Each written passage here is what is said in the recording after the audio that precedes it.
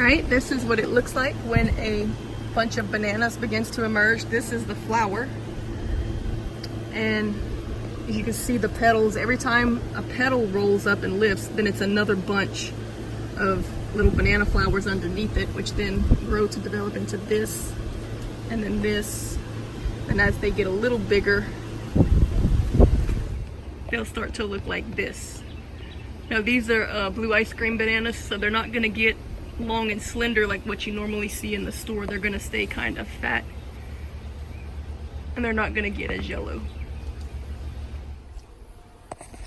Alright, this is the ice cream bananas. It's October.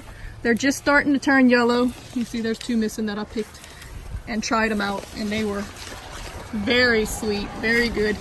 At this point you can cut the whole thing and hang it inside until they all turn, or you can just pick them one at a time off the tree. Now if a freeze were to come, you would have to pick this before the freeze would hit. But we still have some cool but not that cold days, so we can leave it on the tree and pick as we need.